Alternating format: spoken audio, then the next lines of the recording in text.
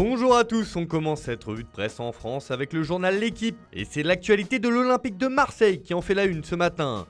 Avec la prise de fonction de Pablo Longoria en tant que président du club et l'arrivée d'Aurore et Sampaoli sur le banc, le club phocéen est en pleine restructuration.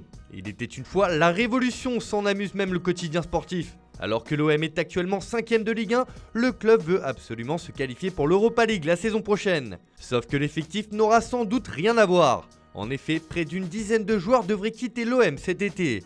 Un nouveau groupe doit émerger et il faudra contenter Sampaoli. Le chantier est vaste sur la Canebière. On file en Angleterre où une nouvelle star est née à Manchester City. On exagère à peine, mais la presse britannique s'enflamme ce matin pour Ferran Torres. Dans le cadre de la 36e journée de Premier League, le champion déjà sacré a battu Newcastle 4-3 dans un match à rebondissement. Et l'homme du match n'est autre que le milieu de terrain espagnol, auteur d'un triplé. Pour le Daily Express, Torres c'est du haut niveau. Pour sa première saison en Angleterre, l'ancien de Valence impressionne. Et pour le Daily Mirror, c'est carrément une démonstration qu'a réalisé le joueur de 21 ans sur la pelouse des Magpies. L'autre actualité du jour outre-Manche est la finale de FA Cup qui aura lieu en fin d'après-midi entre Chelsea et Leicester. Le tabloïd reprend une déclaration de Brendan Rodgers qui exhorte ses joueurs à gagner pour Vichai, le défunt propriétaire des Foxes décédé tragiquement dans un accident d'hélicoptère en 2018. On reste de l'autre côté de la Manche où cette fois on va évoquer du mercato à Manchester United.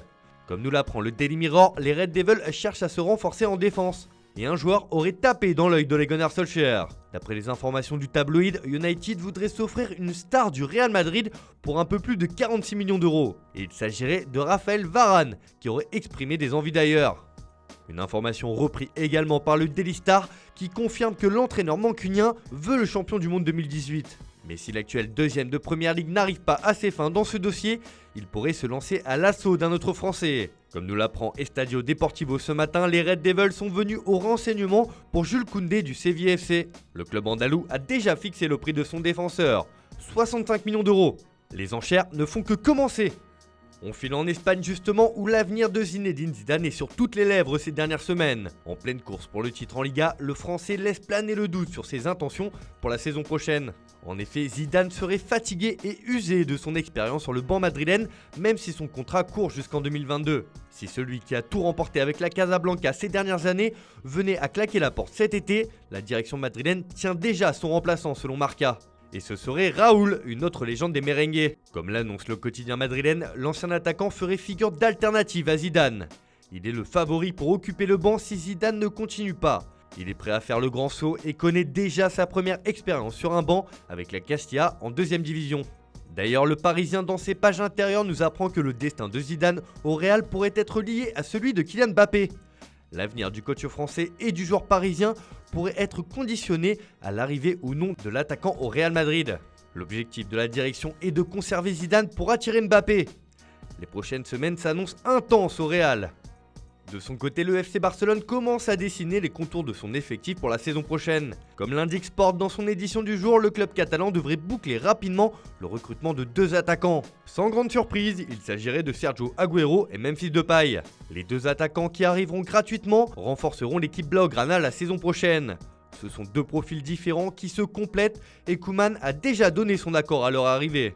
Le Barça entame donc sa révolution. On termine ce tour de la presse en Italie où c'est un choc qui se profile en Serie A. Cet après-midi, le champion sortant, la Juventus, reçoit son successeur, l'Inter. Au-delà du prestige de la rencontre entre les 2 équipes, l'enjeu sportif est réel pour les Bianconeri qui doivent absolument l'emporter pour ne pas être distancés dans la course à la Ligue des Champions. Pour Tuttosport, la Juve est dans les mains de Conte. L'ancien entraîneur turinois de 2011 à 2014 peut réduire à néant les ambitions de son ancienne équipe. Le quotidien transalpin parle de fierté et de maintenir l'espoir de la C1. Pour le Corriere dello Sport, c'est Conte qui décide du sort de la Juve. La vieille dame chasse la C1 mais rencontre le pire obstacle. Enfin, pour la Gazzetta dello Sport, le coach champion peut décider de la qualification en C1 de son ancien club. Ça s'annonce bouillant au Juventus Stadium cet après-midi. Voilà, c'est tout pour ce matin. Bonne journée à tous. On se retrouve dès demain pour une nouvelle vidéo sur Foot Mercato.